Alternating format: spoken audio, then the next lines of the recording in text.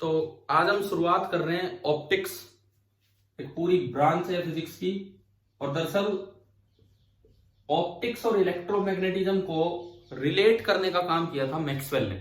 Optics और electromagnetism को relate कर दिया था। देखो, इलेक्ट्रिसिटी और मैग्नेटिज्म को रिलेट किया था पीछे ऑस्टेड, एम्पियर, इन लोगों ने, फेराडे। लेकिन ऑप्टिक्स एक अलग चीज मानी जा रही थी। मैक्सवेल ने बताया कि ऑप्टिक्स मतलब लाइट भी एक ईएम वेव है। तो ये लाइन शायद हम पिछले लेक्चर्स में पढ़ भी चुके हैं कि ऑप्टिक्स को और इलेक्ट्रोमैग्नेटिज्म को रिलेट करने का काम मैक्सवेल ने किया था। इस तरह के क्वेश्चंस भी बन के आ जाते हैं साइंटिस्ट के नाम पे, और कि भाई किसने ये किया है, ये सब। तो अभी हम डिस्ट्रीब्यूशन पे चलेंगे। भाई पहली बात, ऑप्टिक्स का मतलब क्या है, इसमें हम किसके बारे में पढ़ रहे होंगे? मेनली इसमें किस चीज के बारे में पढ़ रहे होते हैं? ओनली लाइट, और कुछ नहीं। This is a branch of physics जो कंप्लीटली डील करेगी, विच डील्स विद। अब देखो लाइट में क्या क्या, विच डील्स विद लाइट के बारे में क्या क्या। एक तो उसका नेचर की मैं बात कर रहा हूं। इसमें दो बातें आती हैं कि भाई वो पार्टिकल नेचर है कि वो वेव नेचर है, ठीक है। दूसरी बात, उसका सोर्स क्या होगा लाइट का। ये हम पीछे भी पढ़ के आ चुके, तभी तो इलेक्ट्रोमैग्नेटिज्म रिलेट हुआ था इससे। क्या हमने विजिबल लाइट का सोर्स देखा था? आउटर इलेक्ट्रॉन्स जब डीएक्साइट होके उतरेंगे तो उससे, मतलब वो भी ऑप्टिक्स का पार्ट बोल सकते हो। प्रॉपर्टीज, लाइट की क्या प्रॉपर्टीज होती हैं? जैसे आपने पढ़ा है कि light travels in a straight line. It travels in a straight line only in class 6th और 7th. It does not do so in class 12th. ये मेरी लाइनें नहीं है, ये एनसीईआरटी बुक की लाइनें हैं, वहां हम पढ़ेंगे। एनसीईआरटी बुक लिखती है कि ये जो लाइट है ये स्ट्रेट लाइन में केवल 6th-7th क्लास में ही चला करती थी, अब बड़ी होके उसने मुड़ना सीख लिया है। So it does not do so in class 12th। ये उन्होंने अपने तरीके से एक मतलब मजाक के अंदाज में बात लिखी है। तो ये सब प्रॉपर्टीज हम पढ़ रहे होंगे। उसका लाइट का इफेक्ट क्या होगा? फोटो इलेक्ट्रिक इफेक्ट पढ़ा है आपने? Photo electric effect. तो ये इफेक्ट भी, मतलब इसका मतलब क्या है, आपका जो ऑप्टिक्स ब्रांच है कंटिन्यूड रहेगी। ऑप्टिक्स ब्रांच यार एक लिंकिंग ब्रांच है, लिंक प्रोवाइड करती है between electromagnetism and modern physics. Electromagnetism और मॉडर्न फिजिक्स के बीच में लिंक प्रोवाइड करती है। और आखिरी चीज जो इसमें हम पढ़ेंगे, विजन मतलब हम आंखों से देखते कैसे हैं, ह्यूमन आई की मदद से हम देखते कैसे हैं, कौन से डिफेक्ट्स होते हैं, उन सब चीजों के बारे में, ठीक है। इस साल जैसे कुछ एक टॉपिक्स बोर्ड ने हटाए, सीबीएसई ने, लेकिन बाद में एक नोटिस आया था कि आपको पढ़ने सारे टॉपिक चाहिए। उन्होंने बोला ये जस्ट इस साल के बोर्ड एग्जाम के लिए हटे हैं, तो इसका मतलब आपके नीट, जेई और उनमें हम उम्मीद करें कि आएंगे वो टॉपिक। बाई चांस जैसे मान लो भाई सभी बच्चों का इस साल 12th के साथ सिलेक्शन नहीं हो रहा होता है, तो मे बी आपको ड्रॉप करना पड़े या जो भी रीजन हो, तो आपको ये चीजें पढ़ लेनी चाहिए, क्योंकि ये चीजें तो आगे तक काम आएंगी। तो इसमें हम क्या क्या पढ़ रहे होंगे, मैंने अभी अभी आपको बताया। विच डील्स विद, बताओ पहली चीज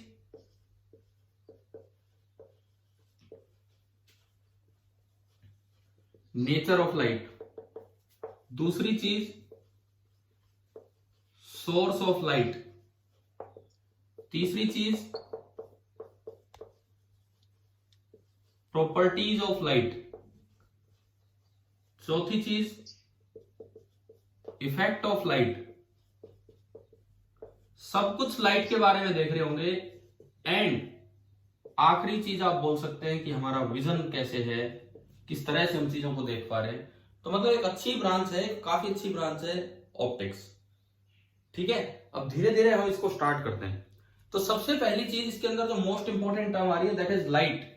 ये बार बार ये चीज रिपीट हो रही है। तो लाइट क्या है, किसको बोले हम? जैसे घर में एक आम भाषा में इलेक्ट्रिसिटी को लाइट बोल दिया जाता है। अब बोलते हैं कि नहीं, बोले लाइट चली गई, लाइट आ गई, बोलते हैं कि नहीं? हो सकता है अब क्योंकि इन्वर्टर आ चुके हैं तो मे भी ये चीजें इतनी कॉमन ना भी हों। पहले तो भाई बड़ा कॉमन था, जब इन्वर्टर नहीं था जब तो बड़ा कॉमन था, क्योंकि आधे से ज्यादा टाइम तो लाइट रहती नहीं थी घरों में, आधे से ज्यादा टाइम नहीं रहती थी, तो हमें पता रहता था कि कितने से कितनी देर तक लाइट आनी है और बस उतनी देर ही वो सब काम हो पाएगा। तो अब तो फिर भी थोड़ा सा अलग हो गया उससे। तो वो लाइट नहीं है, वो इलेक्ट्रिसिटी की बात थी। लाइट किसको बोलते हैं हम? लाइट हमारे लिए इस चैप्टर में लाइट का मतलब होगा विजिबल लाइट, 400 से 700 एंगस्ट्रॉम वाली, नैनोमीटर वाली जो लाइट है वो। अब अगर मैं लाइट की बात करूं तो it is a form of radiant energy. Radiant energy मतलब हमारी बॉडी के जो आउटर इलेक्ट्रॉन्स हैं, किसी भी सेल के जो आउटर इलेक्ट्रॉन्स हैं, वो बार बार डीएक्साइट होंगे, मतलब एक्साइट होंगे बाहर से एनर्जी लेकर, और फिर डीएक्साइट होंगे, तो उनमें से जो एनर्जी निकलेगी वो ऐसी एनर्जी होगी जो हमारी बॉडी के रोड्स एंड कोन्स होते हैं, आंख के रोड्स एंड कोन्स, उनमें एक सेंसेशन ऑफ विजन क्रिएट कर दे। So that is light. तो आप लाइट को डिफाइन कर सकते हो, मैंने कर दिया डिफाइन। मैं बोल दूं अगर आप लिखे तो लाइट क्या है by chance. It is a form of radiant energy. Light होती क्या है? It is a form of radiant energy that is emitted by excited atoms or molecules। Sir repeat कर दो एक। मैं लिख ही देता इतनी देर में। It is a form of radiant energy, it is a form of radiant energy that is emitted by, जो emit हो रही है किससे? That is emitted by excited atoms and molecules, that is emitted by excited atoms and molecules which can cause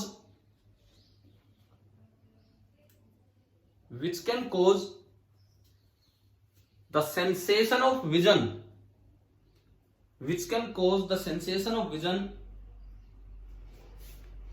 in a normal human eye। Sir emitted by जो आगे बोलना। देखिए, it is a form of radiant energy that is emitted by, मैं कह रहा हूं मुझे इससे कम टाइम ये लिखने में लगता, that is emitted by excited atoms and molecules, excited atoms or molecules which can cause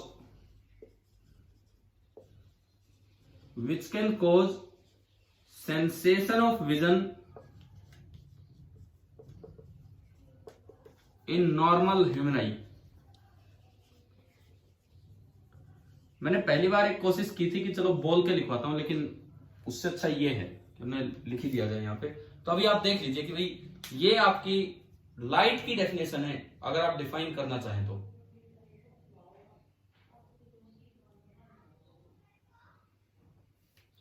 और लाइट से फिर आपने ऑप्टिक्स को डिफाइन कर दिया। लाइट के बाद आप ऑप्टिक्स बता सकते हो कि भाई ऑप्टिक्स में लाइट की इन चीजों के बारे में हम पढ़ रहे होते हैं, ये सब चीजें, ठीक है। इसके बाद देखो आगे, आपको ये स्क्रीन सीधी नजर आ रही है ना वैसे फोन पे, या कभी घूम के तो नजर नहीं आ रही? नहीं, कई बार, जैसे एक बार क्या हुआ था, शायद एक दिन पूरी क्लास में ही मैंने ध्यान नहीं दिया फोन पे, और ये बच्चे फिर अपना फोन घुमाते रहे। फोन तो घूम जाए, लैपटॉप घुमाने में दिक्कत आती है अगर कोई लैपटॉप में देख रहा हो तो कोई नहीं, अभी तो चलो सही है, ठीक है। अब देखिए आगे देखें, अब हम ऑप्टिक्स को डिवाइड करते हैं, कुछ पार्ट्स बनाते हैं ऑप्टिक्स के लिए कि इसमें क्या क्या होगा।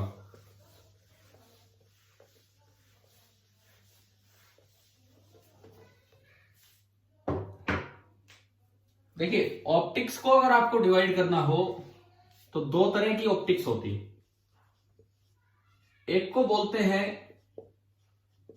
ज्योमेट्रिकल ऑप्टिक्स, सेकंड का नाम बताओ आप, बोलो, कुछ भी बोलो। Wave optics. वेव जो है वो सेकंड का भी एक पार्ट है, दूसरे को बोलते हैं फिजिकल ऑप्टिक्स। अभी मैं वेव इसका एक पार्ट आएगा, उस पर आएंगे हम। ज्योमेट्रिकल ऑप्टिक्स को दूसरा नाम भी दिया जाता है जिसको आप बोल देते हैं ray optics.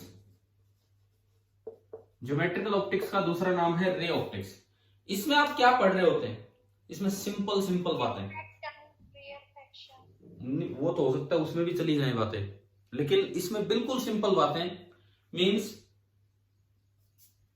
In terms of रे। अब रे क्या होता है? रे क्या होता है? यहां पे एक टर्म आ रही है ray. Ray is the direction of energy propagation, ray को अगर डिफाइन करना हो, ray is the direction of energy propagation. जब एनर्जी बढ़ती है तो वो वेव होनी चाहिए, तो with wavelength tending to zero. Direction of energy propagation with wavelength tending to zero, this is called a ray. मैंने ओनली रे को डिफाइन किया, ना कि रे ऑप्टिक्स को। रे का मतलब क्या होता है कि किस डायरेक्शन में लाइट की वजह से एनर्जी आगे बढ़ रही है, लेकिन उस एनर्जी बढ़ेगी तो वेव बोला जाएगा, परंतु वेवलेंथ टेंडिंग टू आप जीरो कर दो तो उसे बोल दिया जाता है एक रे। ठीक है, नहीं तो क्या होगा, हमें ये चीजें डिफाइन ही नहीं करनी आएंगी, भाई रे क्या होता है, रे क्या होता है। अब रे को ऐसे थोड़ी बोलोगे कि लाइन है रे, इस तरह का नहीं। अब इस रे की टर्म्स में आप प्रोपेगेशन ऑफ लाइट को समझा रहे होते हो, तो इसे बोलते हैं ज्योमेट्रिकल ऑप्टिक्स। ज्योमेट्रिकल ऑप्टिक्स का मतलब है propagation of light in terms of raise,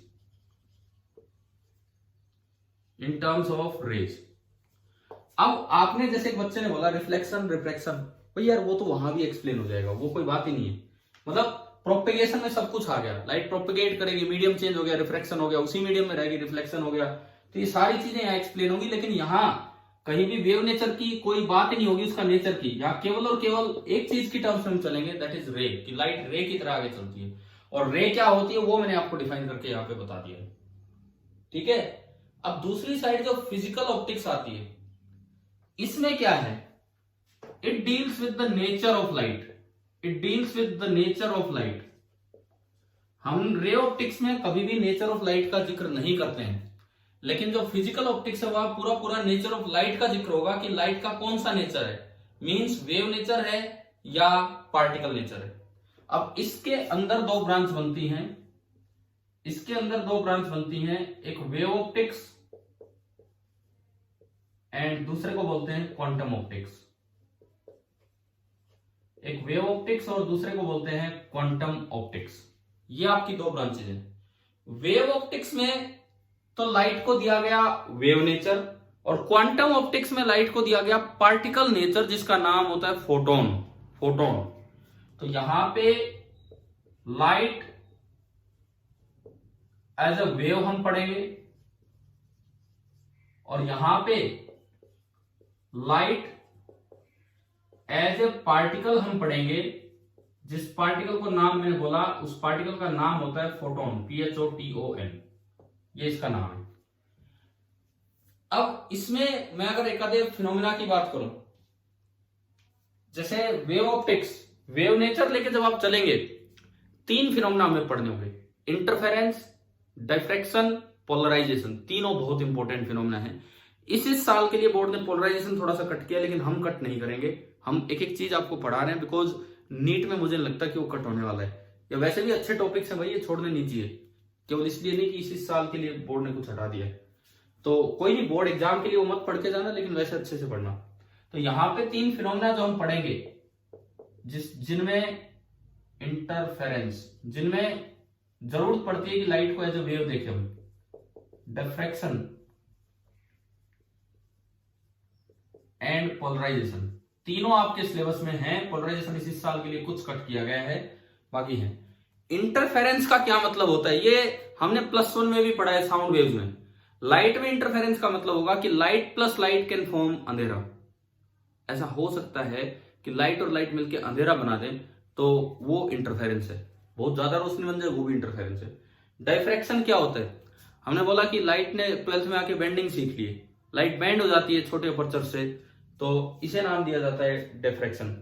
polarisation आपने सनग्लासेस सुने, सनग्लासेस, काले चश्मे देखे हैं क्या? वो मतलब सिंपल जो ग्लासेस होते हैं, देखो ऐसा नहीं कि आप कोई भी एक काला चश्मा ले आए बोले भाई ये सनग्लास है। वो वैसे जो नॉर्मल ग्लास होंगे ना, आप धूप में लगा के चले जाओ तब भी आंखें अंदर उतनी टेंशन में होंगी, जितनी धूप बाहर है उतनी ही रोशनी अंदर आ रही होगी। सन ग्लासेस पोलरॉइड ग्लासेस होते हैं, उनमें पोलराइजेशन होता है, जैसे लाइट एंटर करेगी उसकी आधी इंटेंसिटी अंदर जाएगी, तो ये पोलराइजेशन है, और उससे हमें बड़ा कंफर्टेबल सा फील होगा। और ये थोड़े से महंगे भी आते हैं जो नॉर्मल ग्लासेस होते हैं उनसे। तो ये तीनों चीजें हम वहां देख रहे होंगे। क्या कह रहे हो? कोई बच्चा कुछ बोल रहा है क्या, कुछ पूछना हो इसमें? अच्छा फिर सुनो, क्वांटम ऑप्टिक्स में जहां हम लाइट को एज अ पार्टिकल लेके चलेंगे, फोटोन, वहां कौन से फिनोमेना हमें पढ़ने होंगे? सबसे पहली बात, 12th क्लास के सिलेबस में है photo electric effect. 12th class के सिलेबस में है फोटो इलेक्ट्रिक इफेक्ट, जो हो सकता है कि केमिस्ट्री में भी आपने पढ़ लिया हो। कि केमिस्ट्री में फोटो इलेक्ट्रिक इफेक्ट आया है क्या कभी, या नहीं आता? Yes sir. तो उसको सही डेप्थ में हम फिजिक्स में पढ़ रहे होंगे। ठीक है, कई चीजें हैं केमिस्ट्री में। हाइजेनबर्ग अनसर्टेनिटी प्रिंसिपल आया है, अनसर्टेनिटी प्रिंसिपल, तो वो भी हम यहाँ पे पढ़ेंगे इसी चैप्टर में, यहाँ जाके क्वांटम ऑप्टिक्स वाले पार्ट में। और मुझे लगता है और भी अच्छे तरीके से आप पढ़ोगे, और क्योंकि एक बार पढ़ चुके हो तो अब मेरे लिए पढ़ाना आसान होगा, क्योंकि आप एक बार वो चीजें पढ़ चुके तो अब मैं और भी ढंग से उन चीजों को समझा पाऊंगा और आप भी समझ पाएंगे। और फिनोमेना बताता हूं, +1 में बीबी रेडिएशन, ब्लैक बॉडी रेडिएशन नाम आया था कहीं? उनको एक्सप्लेन करने के लिए भी लाइट का पार्टिकल नेचर लेना पड़ता है। और फिनोमेना जो आपके सिलेबस में नहीं है, कॉम्पटन इफेक्ट, कॉम्पटन एक साइंटिस्ट का नाम है, COMPTON, रमन इफेक्ट, ये आपके सिलेबस में नहीं है। तो ये कई फिनोमेना है जो कुछ तो वेव ऑप्टिक्स से एक्सप्लेन होते हैं और कुछ क्वांटम ऑप्टिक्स से। तो ये मैंने आपको एक ऑप्टिक्स का डिस्ट्रीब्यूशन दिया है कि भाई किस तरह से ये फिनोमेना देखने होंगे। वो कॉम्पटन और रमन इफेक्ट हमारे सिलेबस में नहीं है। BBR आप +1 में पढ़ के आ चुके हो। और अब देखो यहां से अगर मैं उधर की बात करूं तो हमें 4 फिनोमेना पढ़ने होंगे, इंटरफेरेंस, डिफ्रैक्शन, पोलराइजेशन एंड इधर वाला फोटो इलेक्ट्रिक इफेक्ट।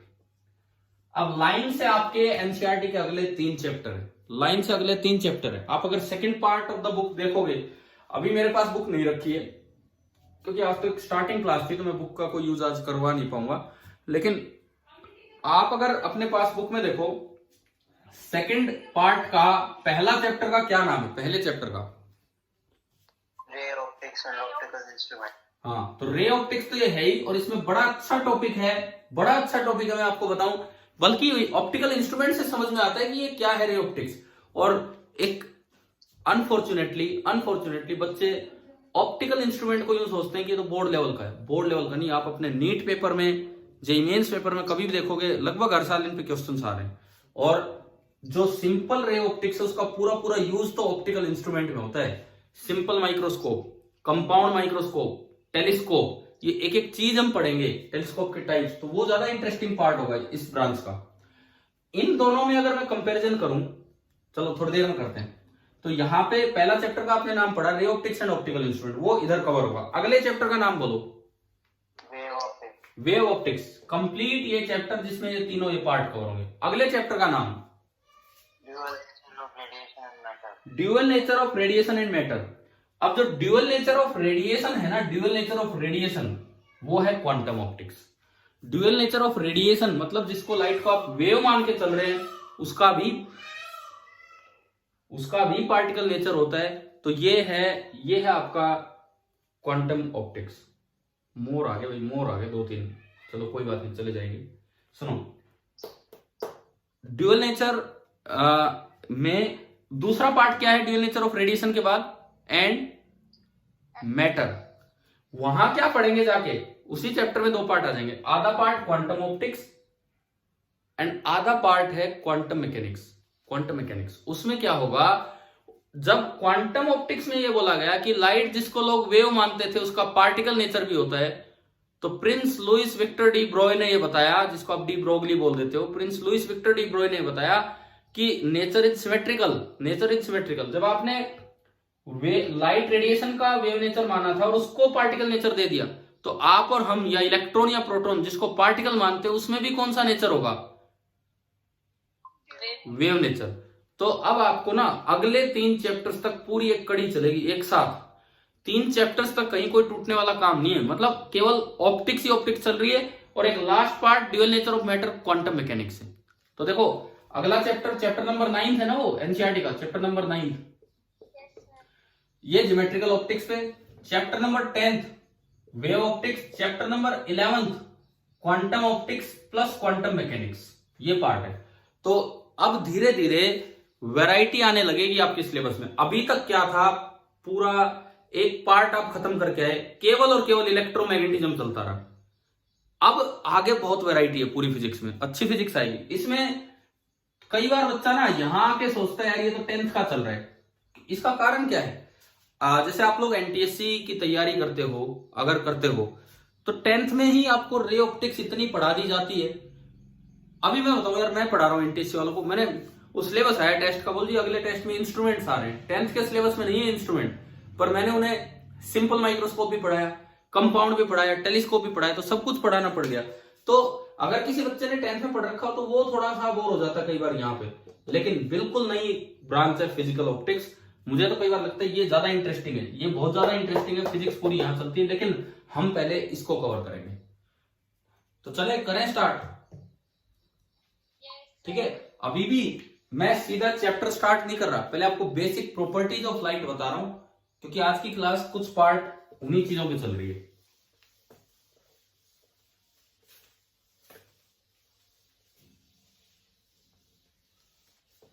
आप लोगों के पास ये घर पे ये बुक थी ना, कौन सी थी यार वो ऑब्जेक्टिव जो आप +1 में करते थे कई बार? अरे जो आपको स्कूल की तरफ से बता रखी थी एक बुक, रतन गाइड। तो उसमें क्या ईएम वेव अलग चैप्टर है क्या? मतलब देख लेना, क्लास के बाद देख लेना, अगर उसमें ईएम वेव अलग से चैप्टर और ऑप्टिक्स से पहले हो, मॉडर्न फिजिक्स से पहले हो, मतलब फोटोन वोटोन ना हो, तो आप टाइम मिले तो वहां से अपने 10-10 करके क्वेश्चंस ट्राई कर लिया कीजिए और शाम को डाउट्स पूछ लिया कीजिए। मैं आपको बताता हूं, आपके जो 12th पास आउट बच्चे हैं जिनको मैंने नहीं पढ़ाया, वो बच्चे शाम को मैंने 9 बजे डाउट टाइमिंग दे रखे हैं। शाम को मेरे पास वो रतन वाली बुक है या कौन सी बुक है वो तो मुझे पता नहीं कहां से भेज रहे हैं, बट वो डाउट्स अपने भेजते रहते हैं, तो आप लोग भी अपने डाउट सेंड कर सकते हैं। और क्योंकि अब आपको ईएम वेव ढंग से समझ में आ गया, तो एक बार वहां से प्रैक्टिस कर लेंगे तो बिल्कुल ही क्लियर हो जाएगा। ठीक है भाई, ध्यान रखोगे इस बात का? और अब हमें आगे आगे लास्ट फिनिशिंग रतन गाइड से ही करनी है। जो चैप्टर आपका अच्छा होता चले, आप एचसीवी या एनसीईआरटी कर लो, एचसीवी पूरी नहीं कर रहे हो कोई बात नहीं, एनसीईआरटी कर लो, एचसीवी से खाली ऑब्जेक्टिव कर दिया करो, और फिर रतन गाइड से एक बार प्रैक्टिस कर लिया कीजिए उस चैप्टर की। पूरा होने के बाद यूं नहीं कि पहले दिन से रतन गाइड से लग जाओ। बेसिक लॉज, हम बेसिक लॉज ऑफ ऑप्टिक्स की बात करें तो जो पहला लॉ है उसे बोल देते हैं law of rectilinear propagation of light. Law of rectilinear propagation of light, ये क्या कहता है? ये लाइट रे के बारे में है, लाइट रे के बारे में, कि ए लाइट रे travels in a straight line, a light ray travels in a straight line in a homogeneous medium। जब तक मीडियम की प्रॉपर्टीज एक जैसी रहेंगी, लाइट रे स्ट्रेट लाइन में चलेगी। लेकिन एज अ वेव जब आप लाइट को देख रहे होंगे तो ये प्रॉपर्टी फेल भी हो जाती है, क्योंकि लाइट कैन बेंड। चलो एक छोटा सा एग्जांपल लेते हैं, लाइट की बेंडिंग का एक छोटा सा एग्जांपल लेते हैं। मान लो ये कोई बल्ब है, ये कहीं पे कोई बल्ब लगा हुआ है, सामने दीवार है। आप यूं बताओ, आप अगर यहां पे कोई एक अलमारी रखी हुई है,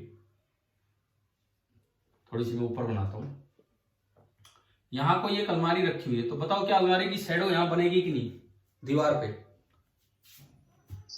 रूम में इधर एक बल्ब है, ये बीच में एक अलमारी है और पीछे दीवार है, क्या दीवार पे शैडो बनती है कि नहीं बनती? बनती है ना? ठीक है। अगर आप अलमारी को बल्ब की तरफ लेके आए थोड़ा और इधर, तो शैडो बड़ी होगी या छोटी होगी? बताओ। मैं इस अलमारी को उठा, हाँ क्या होगा? दोबारा बोलो, शैडो क्या होगी? बड़ी होगी। आप और पास लाओगे शैडो और बड़ी होगी। अब देखो, यही एग्जांपल हम बाहर देखते हैं, रूम से बाहर। आप यहां हो, ऊपर सन है, ऊपर सन है, सनलाइट आ रही है, तो क्या आपकी शैडो जमीन पे इतनी बनेगी कि नहीं? बिल्कुल दिखता है ये तो। ठीक है, देखो ये तो मतलब कितना कॉमन सा ऑब्जर्वेशन है। कल जैसे शाम को हम बच्चों के साथ ही घूम रहे थे, दोनों बच्चे मेरे साथ साथ चल रहे थे, तो बेटी मेरी छोटी है, तो वो कहती है कि बोले ये 3 जने कौन साथ साथ हो रहे, मतलब ये उसने बोल दिया वैसे ही। अब वो 3 जने साथ कौन हो रहे थे, हम 3 थे और हमारे साथ 3 कौन हो रहे थे पीछे पीछे, मतलब हमारी शेडो। सनलाइट शाम के टाइम आपको पता होगा सन थोड़ा हॉरिजॉन्टल वे में आ जाता है ना, तो जो आपकी शैडो बनती है वो लंबी बनती है, थोड़ी सी लंबी बनती है। तो वो 3 जने वो थे, तो मतलब अभी चलो 3 साल की है, उसे नहीं पता क्या है, लेकिन ये शैडो ही है, ये सिंपल। अब देखो सुनो, अगर मान लो आप सोर्स की तरफ जा रहे हो, जैसे ये केस था, इस ऑब्जेक्ट को अगर मैं सोर्स की तरफ लेके जाऊं तो शैडो का साइज बड़ा होगा कि छोटा होगा? बड़ा होगा। एक हवाई जहाज जा रही है, हवाई जहाज ऊपर एक बड़ी सी हवाई जहाज जा रही है, तो वो ज्यादा सोर्स के करीब है या आप ज्यादा सोर्स के करीब हो? वो हवाई जहाज ज्यादा सोर्स के करीब है, तो शैडो वो उसका साइज भी, हम तो यार कुछ भी नहीं है, हवाई जहाज तो बहुत बड़ी होती है। हवाई जहाज बड़ी होती है कि छोटी होती है? बोलिए हमने तो इतनी सी देखी है। अरे वो इतनी सी तो दिखती है, वैसे छोड़ो उसको, रियल में जो हवाई जहाज है उसका साइज तो काफी बड़ा होता है, देख भी रखी होगी आप लोगों ने, तो काफी बड़ी साइज है। तो बताओ उसकी शैडो बड़ी बननी चाहिए ना, उसकी शैडो तो बहुत ही बड़ी बननी चाहिए, ऐसी बननी चाहिए कि जैसे एक शहर के ऊपर से निकले हवाई जहाज तो पूरे शहर पे ही अंधेरा छा गया, होना चाहिए था ऐसा, ठीक है? ऐसा होना चाहिए था कि किसी शहर के ऊपर से हवाई जहाज निकले तो पूरे शहर पे अंधेरा छा गया या पूरे गांव पे अंधेरा छा गया। क्या हवाई जहाज की एक जरा सी भी शैडो आपको जमीन पे नजर आती है? ना सर, नहीं आती। तो ये क्या हो रहा है, यहाँ पे लॉ फेल हो रहा है, यहाँ पे लॉ फेल हो रहा है। तो ये रे के बारे में लगता है, लेकिन ऐसी जगहों पे जहां लाइट वेव की तरह बिहेव करने लग जाती है, जहां हम नेचर ऑफ लाइट की बात कर जाते हैं, तो वहां लाइट बेंड कर जाती है। तो ये सिंपल कंडीशंस में ऐसा होता है कि लॉ ऑफ रेक्टिलिनियर प्रोपेगेशन। ये लॉ क्यों बना था, इसका कारण सुनो। ये लॉ कब बना था, क्यों बना था? जैसे मान लो ये कोई रूम है, ये कोई रूम है और ये दरवाजा है। रूम के अंदर बैठे 2 जने बात कर रहे हैं, रूम के अंदर भाई 2 लोग हैं वो बात कर रहे हैं, ठीक है? और एक रूम के बाहर खड़ा है, ये तो दीवार है और ये दरवाजा खुला है, तो क्या इनकी आवाज इसको सुनाई देगी कि नहीं, पहले तो ये बताओ भाई। अरे बिल्कुल चुपचाप बात नहीं कर रहे, मतलब नॉर्मल बात कर रहे हैं, नॉर्मली जैसे बोलते हैं वैसे। आप बाहर खड़े हो तो बताओ क्या इनकी आवाज आपको सुनाई दे जाएगी कि नहीं? सुनेगी। लेकिन क्या वो दिखेंगे आपको, क्या वो दोनों दिख जाएंगे यूं, लाइट रे बैंड होगी और इस तरह से? ना सर, नहीं होता। तो साउंड वेव तो बैंड हो रही है लेकिन लाइट बैंड नहीं हो रही है, तो यहां से लॉ बना दिया कि law of rectilinear propagation of light. Diffraction वाले चैप्टर में, वेव ऑप्टिक्स वाले चैप्टर में हम पढ़ेंगे कि कोई भी वेव तभी बैंड होती है, कोई भी वेव में डिफ्रैक्शन तभी होता है, बेंडिंग तभी होती है जब उस होल का साइज या उस ऑब्स्टेकल का साइज कंपेरेबल हो to the wavelength of wave. यार ये वेवलेंथ ऑफ वेव से रिलेटेड कई बड़ी इंपॉर्टेंट चीज है। मैंने कल की क्लास में ईएम वेव के लास्ट लेक्चर में ये बताया था आपको कि कोई ईएम वेव सिग्निफिकेंट कब होती है, जितनी दूरी में वो सोर्स चार्ज ऑसिलेट कर रहा है वो दूरी कंपेरेबल हो जो वेवलेंथ जनरेट होनी है उसके, तो जाके ईएम वेव सिग्निफिकेंट है। ऐसे यहां पे भी क्या है कि अगर जो वेव आ रही है, जो हमारी साउंड वेव होती है, उसकी वेवलेंथ कितनी होती है, कुछ है आइडिया? नियरली मीटर्स में होती है, नियरली मीटर्स में। और जो लाइट वेव है उसकी वेवलेंथ तो बहुत कम होती है, 400 नैनोमीटर से 700 नैनोमीटर। तो नैनोमीटर का दरवाजा थोड़ी है, दरवाजा मीटर्स का है, तो साउंड वेव बैंड होगी, लाइट वेव बैंड नहीं हुई। और ये तो यार एक बहुत अच्छी बात है कि लाइट की वेवलेंथ इतनी है भाई। आप मान के चलो अगर लाइट की वेवलेंथ भी सपोज कीजिए मीटर्स में होती तो फिर तो दरवाजों का, रूम का कॉन्सेप्ट ही खत्म हो जाता। फिर तो लाइट वेव भी कहीं से भी बैंड हो जाती जैसे साउंड वेव बैंड हो रही है। मतलब आपके रूम के अंदर बैठे होते तब भी आप बाहर वालों को दिख रहे होते। तो ये तो कई चीजें हैं जो बड़े अच्छे तरीके से बना रखी भगवान ने। चलो ये बात आई ना समझ में कि पहला लॉ आ गया, क्लियर है? ठीक है, दूसरा लॉ सुने, second law.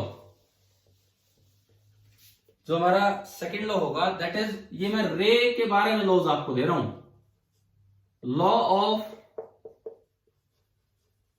Independence of light raise. आप कोई बात नहीं, इधर सुन लो, देख लो, जिसको जैसा दिख रहा हो, मैं कुछ नहीं कर सकता हूं इसमें।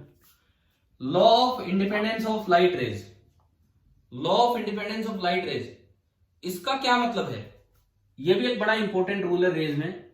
मान लो ये कोई लेंस है, कोई रे रिफ्रैक्ट होके ये गई, ये रिफ्रैक्ट होके ये गई, आगे एक और मिरर रखा हुआ है, ये पहला ऑब्जेक्ट था, ये पहला ऑब्जेक्ट था, ये इससे इमेज बनी। अब ये इमेज अगले के लिए किसका काम करेगी?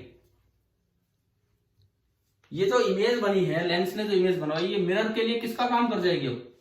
ऑब्जेक्ट। ऑब्जेक्ट का। तो ऐसा नहीं है कि रेज जब आपस में मिलेंगी तो वो डिस्टर्ब हो जाएगी। तो law of independence of light rays क्या कहता है आपको? कि rays do not disturb each other on meeting, rays do not disturb each other on meeting. अब ये जो लॉज हैं, ये वेव नेचर आते ही फेल हो जाते हैं।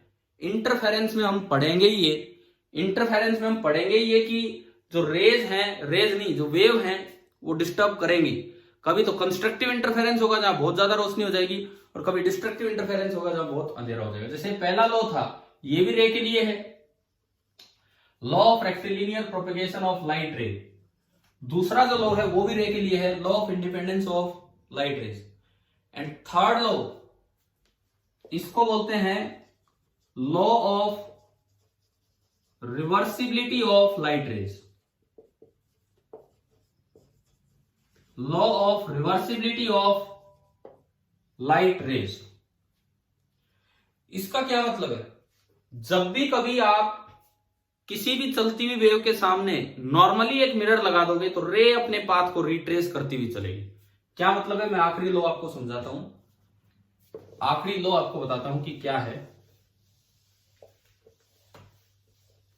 जैसे मान लो ये एक लेंस है, यहां कोई ऑब्जेक्ट है,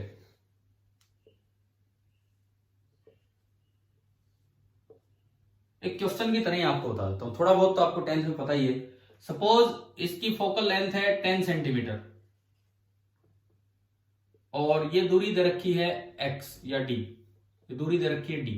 ऑब्जेक्ट कहां रखा है? सामने रखा है एक मिरर, प्लेन मिरर। पूछा है कि d की वैल्यू कितनी लें कि जहां ऑब्जेक्ट है वहीं इमेज बन जाए। केवल और केवल इस थर्ड लॉ पे बेस्ड सवाल, d की वैल्यू कितनी लें कि जहां ऑब्जेक्ट है वहीं इमेज बन जाए।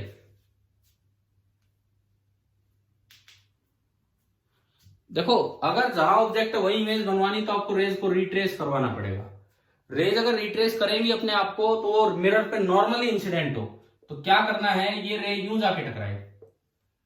अगर नॉर्मली इंसिडेंट होगी तो रिट्रेस करके इमेज वहां बनवा देंगी।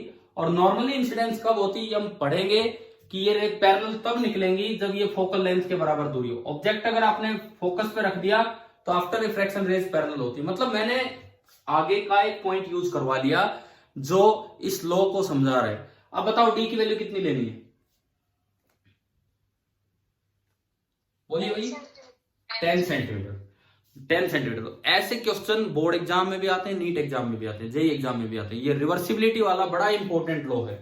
वो न्यूमेरिकल आएगा लेकिन वो बेस्ड इसी पे रहेगा कि रिवर्सिव मतलब जहां से भी आपको ऑब्जेक्ट पे इमेज बनवानी हो ना, फाइनली नॉर्मल इंसिडेंस करवा दो किसी मिरर पे तो वो अपने आप रिट्रेस कर जाएंगे। तो ये तीन तो बेसिक लॉज हैं जो रेज ऑफ लाइट से रिलेटेड थे। अब एक और भी फंडामेंटल प्रिंसिपल आता है, एक और भी फंडामेंटल प्रिंसिपल आता है जिसको बोलते हैं फर्मेट्स। फर्मेट एक साइंटिस्ट का नाम है। प्रिंसिपल ऑफ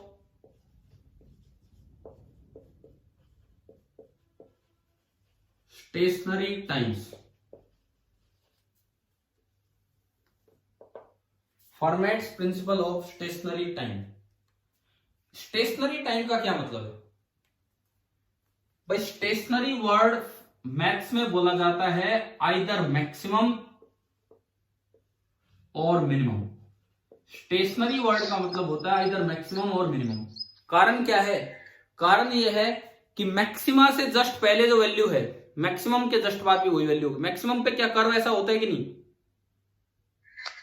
तो उस क्वांटिटी की जो वैल्यू मैक्सिमम से जस्ट पहले थी वही वैल्यू मैक्सिमम के जस्ट बाद है, तो वैल्यू ऑलमोस्ट सेम है, तो इसे स्टेशनरी बोल देते हैं। ऐसा ही कुछ मिनिमम पे होता है। मिनिमम पे भी मिनिमम से जस्ट पहले, मिनिमम पॉइंट से जस्ट पहले जो वैल्यू है मिनिमम के जस्ट बाद भी वही वैल्यू रहेगी।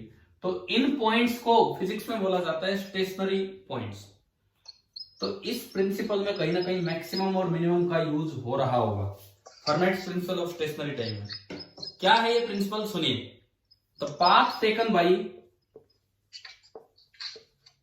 फॉर्मेट प्रिंसिपल देखिए क्या है। The path taken by a ray of light,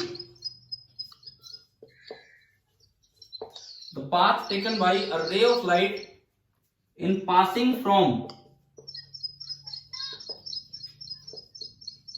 1.2। भैया जिस बच्चे की तरफ से आवाज आ रही है वो अपना माइक ऑफ करें। In passing from one point to another is the path of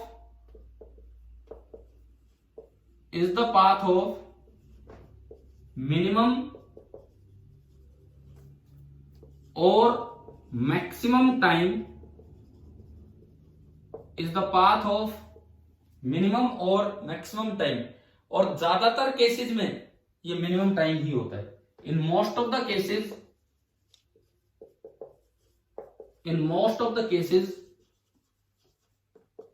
it is minimum। देखते हैं इसका मतलब समझो एक एग्जांपल से। बड़ा अच्छा प्रिंसिपल है। फॉर्मेट प्रिंसिपल से ऑप्टिक्स के लॉज डेराइव हो सकते हैं, हमें डेराइव करने नहीं है, लेकिन फॉर्मेट प्रिंसिपल से ऑप्टिक्स के लॉ डेराइव हो सकते हैं। बट ये प्रिंसिपल पता होना चाहिए क्या है। ये क्या कहता है सुनिए, मैं नाम मिटा दूं, लिख लिया होगा ना कुछ तो। देखो सुनो, ये प्रिंसिपल अब समझते हैं एक एग्जांपल से। एक मैं रिफ्रैक्शन का एग्जांपल लेता हूं। रिफ्रैक्शन का सपोज आपको ये इधर एक मीडियम है और ये इधर एक मीडियम है, medium number 1 and medium number 2। ये दो पॉइंट्स दिए। इस मीडियम में आपकी स्पीड v1 है लाइट की, और इस मीडियम में आपकी स्पीड है v2। Let v1 is greater than v2। आप उस मीडियम में तेज चलते हैं और उस मीडियम में धीरे चलते हैं। सपोज आपको यहां से, ये सोर्स है जहां से शुरुआत होनी है, और ये डेस्टिनेशन है जहां तक लाइट को पहुंचना है। तो लाइट यहां से यहां पहुंचने में कौन से रास्ते को फॉलो करेगी, तो ये हम देखते हैं। 2-3 पाथ। सबसे पहला दिमाग में आता है कि हो सकता है लाइट बिल्कुल स्ट्रेट लाइन पाथ चले। Straight line path, shortest path is the straight line path. पहला मेथड तो ये होगा। दूसरा मेथड आता है कि लाइट कुछ इधर चले और फिर ऐसे जाए, ये। और तीसरा मेथड हमारे दिमाग में आता है कि लाइट पहले कुछ इधर चले एंड उसके बाद यूं आए। ये 3 मेथड दिमाग में आते हैं। मैं इनको नाम दे रहा हूं, एक एरो वाला 1, रेड वाला, ग्रीन वाला, डबल एरो वाला 2 एंड वो 3 ब्लू वाला। अब देखें, अक्सर दिमाग में आता है भाई सबसे कम टाइम तो बोले शॉर्टेस्ट रास्ते से जाओ, सबसे कम टाइम। एक बार कभी +1 में भी हमने ऐसी चीजें पढ़ी है काइनेमेटिक्स में। अच्छा, किधर गाड़ी तेज चल रही है, किधर? फर्स्ट मीडियम में कि सेकंड मीडियम में?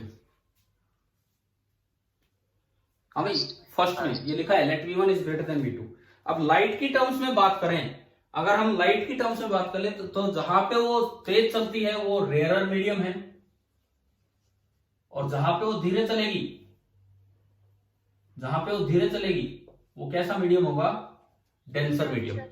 अब देखो, अगर आप पाथ नंबर सेकंड से आते हो, पाथ नंबर सेकंड से, तो आप रेयरर मीडियम में तो कम दूरी चले हो। रेयरर में तो आप चले कम, जहां आपकी स्पीड ज्यादा थी वहां तो आपने कम पाथ चला। और जो मोस्ट ऑफ द पाथ है, ज्यादातर पाथ आप कौन से मीडियम में चलने लगे हो?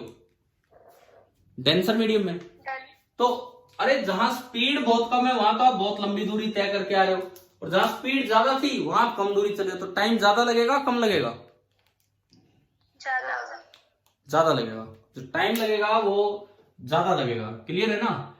उधर से आओ, उधर से जहां आपकी स्पीड ज्यादा थी वहां तो आपने ज्यादातर पाथ कवर कर लिया, और जहां स्पीड कम थी उसमें आपने कम पाथ चला।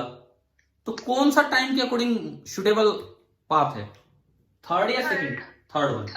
थर्ड वाले में आपको जो टाइम लगेगा वो मिनिमम टाइम लगेगा इन तीनों पाथ्स को अगर मैं कंपेयर करता हूं तो।